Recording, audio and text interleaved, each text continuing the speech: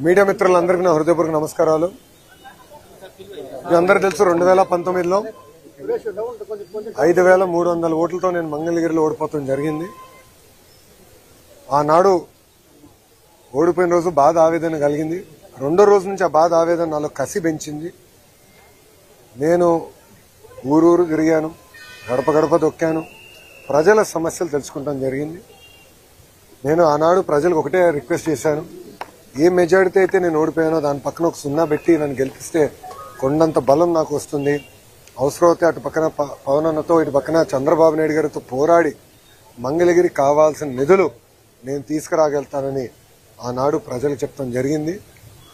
నా కోరికని స్వీకరించి ఆంధ్ర రాష్ట్ర చరిత్రలోనే టాప్ 3 మెజారిటీ నియోజకవర్గంలో మంగళగిరి 3వ స్థానంలో నిలబడటం జరిగింది.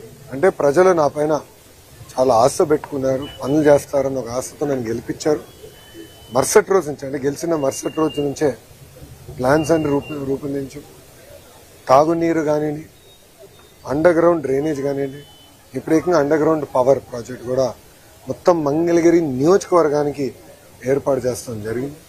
ఇంకో పక్కన దుగ్గిరాలకు వచ్చే గల కూడా మీరు చూస్తే మన అన్న క్యాంటీన్ కూడా ప్రారంభించాం. లైబ్రరీలన్నీ కూడా పూర్వ వైభవం తీసుకొస్తున్నాం. మంగళగిరి పట్టణానికి వచ్చి 100 పడకల ఆసుపత్రి కడుతున్నాం. అద్భుతమైన లైబ్రరీని మళ్ళీ తిరిగి ఆనాడు అన్న ఎన్టీఆర్ ఆ లైబ్రరీని స్థాపిస్తే దాన్ని వర్షన్ 2.0 చేసేదానికి నాకు అవకాశం ప్రజలు ఇచ్చారు. అదేవిధంగా 100 పడకల ఆసుపత్రులు కూడా అదే పరిస్థితి ప్రజలు నాకు అవకాశం కల్పించారు. సో మీరు ఎక్కడ చూసినా పార్కులు కానీ, లేకులు కానీ, కమ్యూనిటీ భవనాలు కానీ, చివరికి శ్మశానాల్ని కూడా అభివృద్ధి చేసే దిశగా కూటమి ప్రభుత్వం అడుగులేస్తుంది. 2 సంవత్సరాల్లో పనులు కొన్ని చేసినాం. అన్ని చేసేవని కాల్ రెగ్రేసుకుని తిరగట్లేదు, చేయాల్సిన పనులు కూడా ఇంకా ఉన్నాయి. కానీ భూగర్భ డ్రైనేజ్ అనేది చాలా కాంప్లికేటెడ్ ప్రాజెక్ట్. ఇంత చిన్న కార్పొరేషన్కి ఎక్కడ భారతదేశంలోనే ఎక్కడ రాలేదు. అది గౌరవ ఎంపీ గారు పెమ్మసాని చంద్రశేఖర్ గారు కూడా స్వయంగా కేంద్ర ప్రభుత్వంతో సంప్రదింపులు చేసి అర్బన్ ఛాలెంజ్ ఫండ్ కింద అటు విశాఖపట్నానికి 3 ప్రాజెక్ట్స్ వస్తే మంగళగిరికి 4వ ప్రాజెక్ట్ వస్తే నిజంగానే మంగళగిరి ప్రజలు అదృష్టాన్ని నేను భావిస్తున్నా. కానీ మంగళగిరి నియోజకవర్గం వాసిగా ఈ ప్రాజెక్ట్ని పర్సనల్గా పర్యవేక్షిస్తాం.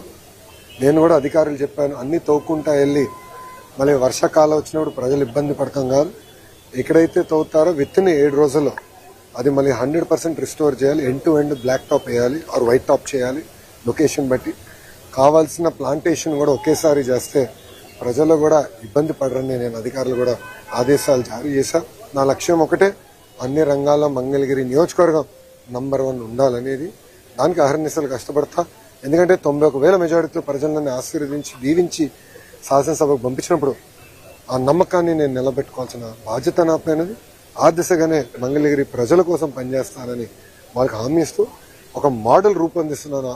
నా ఆలోచన నేను అటు పక్కన రాజకీయాలు కానీ, ఇటు పక్కన ప్రభుత్వ కార్యక్రమాలు కానీ ఇది ఒక మోడల్గా నేను భావిస్తున్నా.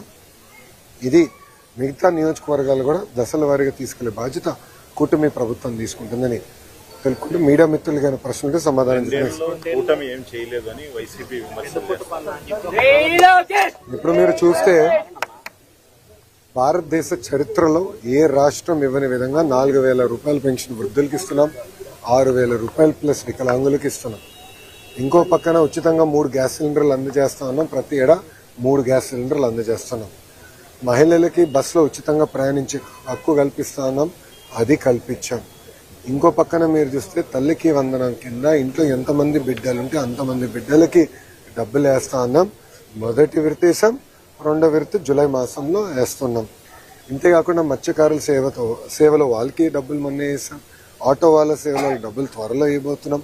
అన్నదాత సుఖీభావ కింద ప్రతి ఏడా కేంద్ర రాష్ట్ర ప్రభుత్వం కలిసి 20,000 రూపాయలు వేస్తాను, అది వేసాం. ఇట్లా ఇచ్చిన హామీలని ఒక పద్ధతి ప్రకారం నిలబెట్టుకుంటూ వెళ్తున్నాం. గౌరవ పులివెందుల శాసనసభ్యులు బెంగళూరులో కాకుండా ఆంధ్ర రాష్ట్రంలో నివసిస్తే వాస్తవాలు తెలుసుకునే అవకాశం ఉంటుంది. ఆయన సొంత నియోజకవర్గంలో నివసించారు. ఆయన చూస్తే బెంతాహే అని పేరు పెట్టారు. అంటే బెంగళూరులో ఉంటాడు, తాడేపల్లిలో ఒకరోజు, హైదరాబాద్లో మిగిలిన రోజు. అలా ఉంటే వాస్తవాలు ఎటు తెలుస్తుంది? రాండి, ఫీల్డ్లో తిరగండి, వాస్తవాలు తెలుసుకోండి. ఎక్కడ అరకొర తప్పులుంటే తెలియజేయండి, సరిదిద్దడానికి ప్రభుత్వం సిద్ధంగా ఉంది.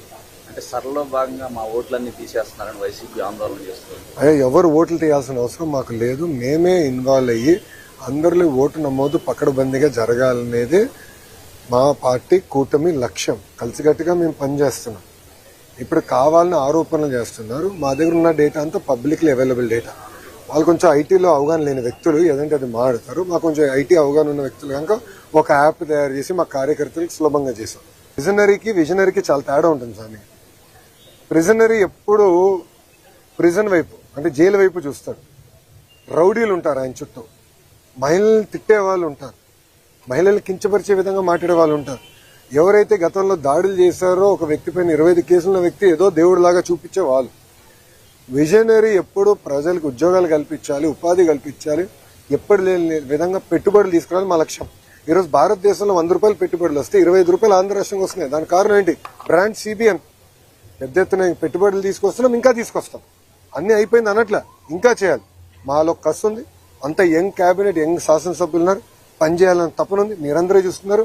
గౌరవ ముఖ్యమంత్రి గారు కూడా 76 సంవత్సరాల వయసైనా ఆయనే హాయిగా కొబ్బరికాయ తీసుకుంటారు, కిందనే కొడతారు, సైకిల్ ఎక్కుతాడు, ఆయనే దొక్కుతాడు.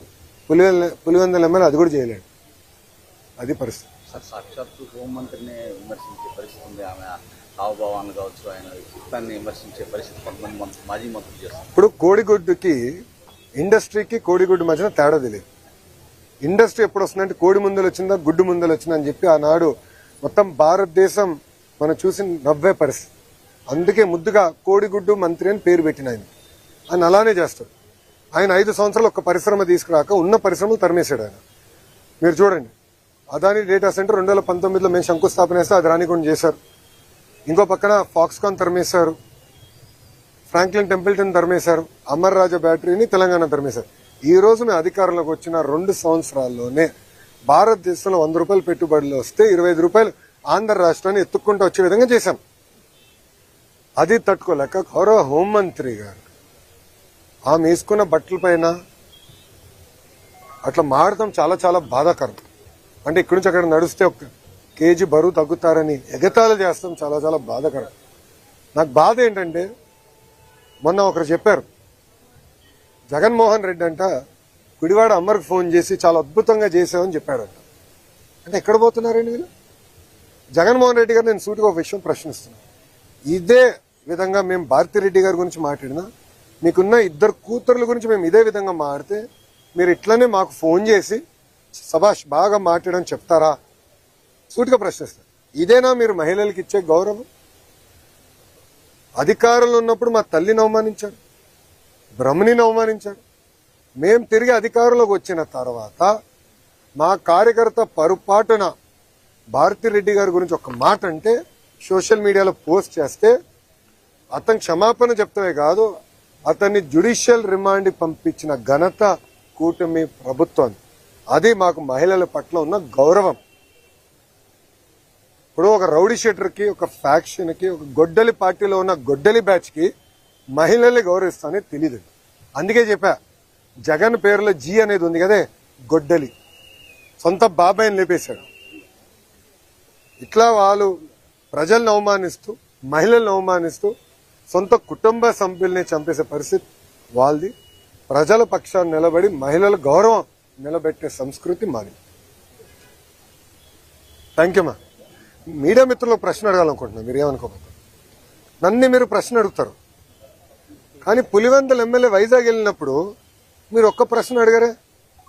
అంటే మీరు అడుగుతున్నాడా, ఆయన పారిపోతున్నాడా, లేదంటే మీరు అడగరా? సో నేను అన్ని ప్రశ్నలు తీసుకున్నా. ఇది ప్రజాస్వామ్యం. అధికారంలో ఉన్న వాళ్ళు, ప్రతిపక్షంలో ఉన్న వాళ్ళు అన్ని సమాధానాలు చెప్పాలి. కరెక్ట్. ఆయన ఎందుకు చెప్పడబ్బా? దయచేసి అడగండి. ఆయన ఎప్పుడు పారిపోతున్నాడు? 100%. నేను చెప్పిన జగన్ ఎన్ని జనంలో ఎత్తినా డిఎస్సీని ఆపలేడు రాబోయ్. ఎందుకంటే పారదర్శిగా నేను నడిపించా. గతంలో పడిన కేసులని తీసుకుని ఏ ఇంజిన్లో పెట్టి ఏ కారణాల వల్ల కేసు పడినాయి, సబర్బాల్ జడ్జిమెంట్, హారిజాంటల్ వర్టికల్ రిజర్వేషన్ అంటే ఏంటి, ఎందుకంటే వెరీ కాంప్లికేటెడ్ సబ్జెక్ట్ అని నేను ముందర నేర్చుకుని స్టడీ చేసి పర్ఫెక్ట్ నోటిఫికేషన్ వేసి భారతదేశ చరిత్రలోనే ఎక్కడి జరగని విధంగా మేము నోటిఫికేషన్ చేసాం. అందుకే 150 రోజుల్లో 16,000 టీచర్ పోస్టులు భర్తీ చేశాం. మళ్ళీ టెట్ ఎగ్జామ్ జరుగుతుంది, డిఎస్సి నోటిఫికేషన్ ఇస్తాం, మళ్ళీ డిఎస్సి ఎగ్జామ్లు జరుగుతాయి, మళ్ళీ టీచర్ అపాయింట్మెంట్లు జరుగుతాయి. దాంట్లో ఎలాంటి సందేహం లేదు. మేము సాక్షి క్యాలెండర్ ఇవ్వట్లేదు, జాబ్ క్యాలెండర్ ఇస్తున్నాం. 10,000 ఉద్యోగాలతో జాబ్ క్యాలెండర్ ఇస్తున్నాం. దయచేసి నిరుద్యోగ యువకులు చెప్తున్నా, there is something called vertical horizontal reservation. First time horizontal reservation అమలు చేశాం. అది తెలుసుకోవాల్సిన బాధ్యత మీ పైన నా పైన ఉంది. ఇది హారిజాంటల్ రిజర్వేషన్ పాటించకపోతే సబర్వాల్ జడ్జిమెంట్ అనేది ఉంది. ఆ జడ్జిమెంట్ అడ్డంగా పెట్టుకుని ఈ వైకాపా పార్టీ మళ్ళీ కోర్టులో వేసి స్టే తీసుకొస్తారు. ఈ వైకాపా పార్టీకి చెందిన నాయకులే 240 కేసులు వేశారు స్వామి. 240 కేసులు వేశారు. దాంట్లో 43 కేసులు ఇప్పటికీ కోర్టు డిస్మిస్ చేసింది, మిగతా అంతా హియరింగ్ చేసింది. నేను పారదర్శకంగా నడిపించాం, మా డిపార్ట్మెంట్ పారదర్శకంగా నడిపించింది. నాకు ఎలాంటి సందేహం లేదు. ఫుల్ ప్రూఫ్ గా చేశాం. అండ్ వాస్తవంగా మీరు చూస్తే 5 సంవత్సరాలు జగన్ అధికారంలో ఉన్నప్పుడు ఒక డిఎస్సీ చేయాల, గ్రూప్ 1 నోటిఫికేషన్ ఇవ్వాల, గ్రూప్ 2 నోటిఫికేషన్ ఇవ్వాల, జాబులు భర్తీ చేయలేదు. ఒక ప్రభుత్వ ఉద్యోగం కూడా భర్తీ చేయలేదు. ఆయన పెద్ద పెద్ద మాటలు చెప్తారు. అసలు ఆయనకేం అర్థం అవుతుంది స్వామి? ఒక డిఎస్సీ చేస్తే వర్టికల్ హారిజాంటల్ రిజర్వేషన్ ఏంటో ఆయనకు అర్థం అవుతుంది. ఒక డిఎస్సీ చేయకుండా, ఒక్క టీచర్ పోస్ట్ ఇవ్వకుండా మా పైన మాడే హక్కు మీకు ఎట్టొచ్చింది స్వామి? మీరు ముందర సబ్జెక్ట్ తెలుసుకోండి. ఆయన ఏమన్నాడు? అసలు ఎక్కడ మేము రిజల్ట్స్ బయట పెట్టలేదు, ఏం లేదు. మళ్ళీ ఆన్లైన్ ఆయనే ఓపెన్ చేసి చూపించాడు ప్రెస్ మీట్ లో. మీరు చూసారో లేదు? ర్యాంకులన్నీ మళ్ళీ ఆయనే చదివి చెప్తున్నాడు. మళ్ళీ అది ఎక్కడి నుంచి వచ్చినట్టు? ఆన్లైన్ కదా. అంటే ఒక అబద్ధం 10 సార్లు చెప్పి నిజం చేసాక ఆయన ప్రయత్నిస్తున్నాడు. ఇప్పుడు మళ్ళీ కులం కూడా తీసుకొచ్చాడు. దౌర్భాగ్య స్థితి అని అంటే 2014 నుంచి 19 ఇట్లనే వాళ్ళు ఏం చెప్పారంటే ఒకే సామాజిక వర్గానికి చెందిన వాళ్ళందరినీ డిఎస్పీ చేశారు. ఆనాడు ప్రజలు నమ్మారు. వాళ్ళ అధికారంలోకి వచ్చిన తర్వాత మేము శాసనసభ సాక్షిలో ప్రశ్న అడిగాం, ఎంతమంది డిఎస్పీలు ఆ సామాజిక వర్గం చెందిన వాళ్ళని ప్రమోట్ చేశారు. తిరిగి చూస్తే 4-5% ఉంది. మళ్ళీ ఆ రోజు అబద్ధం చెప్పినట్టే కదా వాళ్ళు. ఇప్పుడు కావాలని ఒక పెయిడ్ బ్యాచ్ పెట్టుకున్నాడు. ఒక రిటైర్డ్ పనికిమాల ఐఏఎస్ ఆఫీసర్, ఆయన రాష్ట్రానికి ఎలాంటి పని చేయని వ్యక్తిని తీసుకొచ్చి పెట్టి ఒకే సామాజిక వర్గానికి చెందిన వాళ్ళందరికీ స్పోర్ట్స్ కోటా కింద ఇస్తానన్నారు. ఇప్పుడు మేము బయట పెట్టి ఆ మనిషి ఎక్కడున్నాడు? క్షమాపణ చెప్పాలి కదా. చెప్పమనండి ఇప్పుడని. అంటే అబద్దాలు చెప్పి మా పైన బురద జల్లి పారిపోతున్నారు. నేను ఇక్కడ నుంచి ఉన్నా కరెక్ట్ గా జగన్ ఇంటికి నేను తిప్పి కొడితే 200 మీటర్లు కొట్టలేను. I'm ready for debate any time. రమ్మని చెప్పండి. I'm ready for debate and discussion. అంతేగాని ఏసీ రూముల్లో కూర్చుని మాకు లెక్చర్లు ఇవ్వాల్సిన అవసరం. వాస్తవాలుంటే బయట పెట్టండి. ఒకటని నిరూపించాడా? అయ్యా 240 కేసులు వేసాం, ఎందుకు ఆపలేదు డిఎస్సీ ప్రాసెస్? పారదర్శకంగా నడిపించాం. స్పోర్ట్స్ కోట కూడా పకడ్బందీగా నడిపించాం. మేము కమిటీ కూడా పెట్టాం. ఎవరికైనా అన్యాయం జరుగుంటే మీరు వెళ్ళి కమిటీకి చెప్పండి. ఆ కమిటీలో సీనియర్ అధికారులు పెట్టి ప్రతి విషయం రివ్యూ చేస్తున్నాం. ఎందుకు వాళ్ళకి రాలేదు కూడా చాలా స్పష్టంగా చెప్తాం. ఇప్పుడు మా అధికారులందరూ టెక్నికల్ పైన ఆన్సర్ చేశారు. అక్కడి నుంచి సౌండ్ లేదు, జగన్ గారి దగ్గర నుంచి సౌండ్ లేదు. మళ్ళీ అదే అబద్ధం చెప్పేదానికి ప్రయత్నిస్తున్నారు. మేము ఇచ్చిన సమాధానానికి దానికి రెస్పాన్స్ మీరు ఇవ్వాలని నేను డిమాండ్ చేస్తాను. థ్యాంక్ యూ మా. జై హింద్.